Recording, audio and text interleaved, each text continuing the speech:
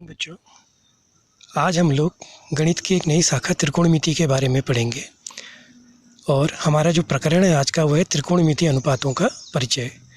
तो पहले जानते हैं त्रिकोणमिति है क्या। जैसा कि इसके नाम से स्पष्ट है, त्रि का अर्थ तीन, कोण हम जानती हैं, तो ये तीन कोणों की एक ज्यामिति है। इसके बाद इसके अंग्रेजी नाम पे जाएँ तो अंग्रेजी नाम है इसका ट्रिगोनोमेट्री। ये तीन ग्रीक शब्दों से मिलकर बना है। ट्राई का अर्थ तीन, गॉन का अर्थ भुजा, मेट्रोन का अर्थ मापन, अर्थात तीन भुजाओं का मापन। तो त्रिकोणमिति को हम सामान्य रूप से इस प्रकार से कह सकते हैं कि त्रिकोणमिति त्रिभुज की तीन भुजाओं तथा कोणों के मापन से संबंधित गणित की एक शाखा है। अब हमारे पास है त्रिकोणमिति अनुपात। ये कौन कौन से होते हैं? तो ये हमारे पास 6 अनुपात हैं। पहला है साइन, जिसको हम SIN लिखते हैं। दूसरा होता है कोसाइन, लिखते हैं हम इसको कॉस हैं। तीसरा है टेंजेंट, हम इसको टेन कहते हैं। चौथा होता है कोटेंजेंट, इसको हम कॉट कहते हैं। पांचवा होता है सेकेंड, इसको हम लोग सेक कहते हैं। छठा होता है कोसेकेंड, इसको हम कोसेक कहते हैं। इनको ज़रा अगर हम संबंधित करें तो ये साइन और कॉस, ज़रा देखें, साइन में को जोड़ा तो कॉस बन गया कोसाइन। टेन है, इसमें को लगा दिया तो कोटेंजेंट। टेन और कॉट, टेन में को जोड़ा कॉट। ऐसे ही सेक और कोसेक में, सेक में को लगा दिया कोसेक। तो ये दोनों साइन और कॉस, टेन और कॉट, सेक और कोसेक, अगर हम इनको देखें तो ये आपस में को से जुड़े हुए हैं। तो गणित की भाषा की एक अपनी विशेषता होती है हिंदी और अंग्रेजी के विपरीत। जहाँ हिंदी और अंग्रेजी में विलोम शब्द होते हैं, गणित में विलोम शब्द नहीं होता, बल्कि यहाँ पर एक शब्द होता है कॉम्प्लीमेंट्री, पूरक। पूरक का अर्थ है कि ये आपस में एक विपरीत नहीं है बल्कि जुड़े हुए हैं, ये आपस में को से जुड़े हैं। तो जब हम आगे कुछ वीडियोस पढ़ेंगे आगे इसके आगे के टॉपिक पे, तो हम उसमें एक पूरक संबंध इनके पढ़ते हैं। तो आप इसको यहाँ से भी समझ सकते हैं कि ये दोनों को से जुड़े हैं, तो ये आपस में कहीं ना कहीं एक पूरक संबंध भी स्थापित करते हैं। बच्चों, अब हम देखेंगे ये जो त्रिकोणमिति के जितने भी अनुपात हैं, ये समस्त अनुपात एक समकोण त्रिभुज के लिए लगाए जाते हैं। अब हम पहले ये जानेंगे कि समकोण त्रिभुज में आधार और लंब की पहचान हम कैसे करेंगे। हमारा छोटा सा टॉपिक है इसमें, समकोण त्रिभुज में कोण के आधार पर लंब तथा आधार पहचानना। इसके लिए एक बड़ा सरल नियम है। जैसे हमारे पास एक समकोण त्रिभुज है ABC, इसका कोण B है, समकोण। अब कर्ण की पहचान तो बड़ी सरल है कि समकोण त्रिभुज की सबसे लंबी भुजा को हम कर्ण कहते हैं। दूसरा तरीका ये भी है कि कोण समकोण के ठीक सामने अगर हम देखें तो जो भुजा होगी वो कर्ण हो जाएगी। अब मान लिया हमने C कोण के आधार पर लंब और आधार की पहचान करनी है। तो कर्ण तो हमने पहचान लिया, अब C से ठीक सामने कौन सी भुजा है हमारी, AB है ना, तो कोण के ठीक सामने वाली भुजा को लंब कह देंगे। तीसरी जो भुजा बची वो आधार। इसी तरह से यहाँ भी देखें।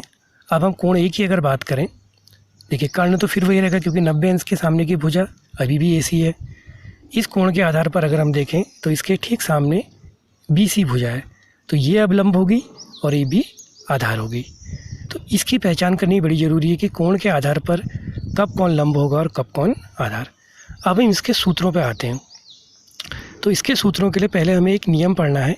ये एक तरीका होता है याद करने का कि लौ आ लो, कौ आ। इसका अर्थ है लाला आम लाया, कच्चे कच्चे आम।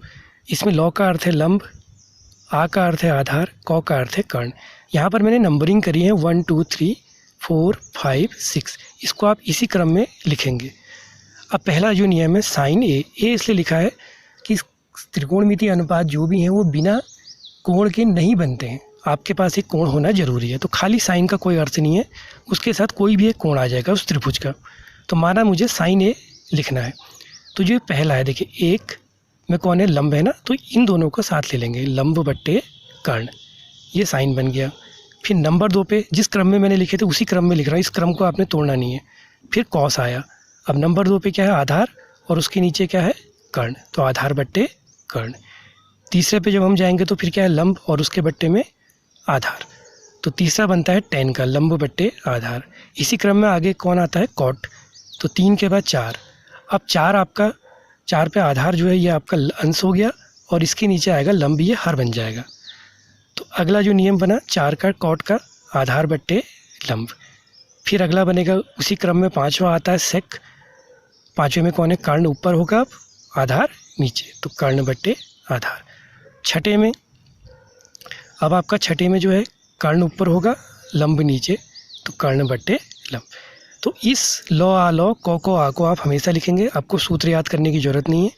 इस क्रम को अगर आप फॉलो करेंगे तो आप अपने त्रिकोणमिति के जो ये 6 सूत्र हैं इसको इसी क्रम में लिखना है, साइन, कॉस, टेन, कॉट, सेक और कोसेक। आप ये सूत्र बना सकते हैं। चलिए बच्चों, इसको एक त्रिभुज की सहायता से समझते हैं। माना हमारे पास एक त्रिभुज है ABC, इसके लिए हम त्रिकोणमिति अनुपात निकालते हैं। तो इस त्रिभुज में हम माना इस कोण ए के लिए नियम बनाते हैं। कोण ए के लिए, ए के सामने जो है BC वो लंब, सामने वाला कर्ण और ये आधार। अब साइन ए की बात करते हैं। तो साइन ए होता है लंब बट्टे कर्ण, तो लंब हो गया आपका BC, कर्ण हो गया AC। इसी तरह से कॉस, वो इस लाला आम लाया कच्चे कच्चे आम से बनाएंगे, आधार बट्टे कर्ण, तो आप आधार हो गया AB, कर्ण AC। तो इसी क्रम में जब हम आगे को चलते हैं तो ये 6 सूत्र हम लोग बनाएंगे। तो बच्चों, आशा करता हूँ कि आपको ये वीडियो समझ में आया होगा और ये त्रिकोणमितीय अनुपात बनाने आ जाएंगे। तो आज का आपका जो होमवर्क है वो इसी से जुड़ा है कि आपको कम से कम 2 त्रिभुजों के लिए इस तरह के, जो मैंने अभी लास्ट में आपको वीडियो ये दिखाया, इस क्रम में आप लोग एक असाइनमेंट बनाएंगे या जिसको हम प्रोजेक्ट कहते हैं, जिसमें आप इन 6 त्रिकोणमितीय अनुपातों के लिए सूत्र लिखेंगे। Thank you.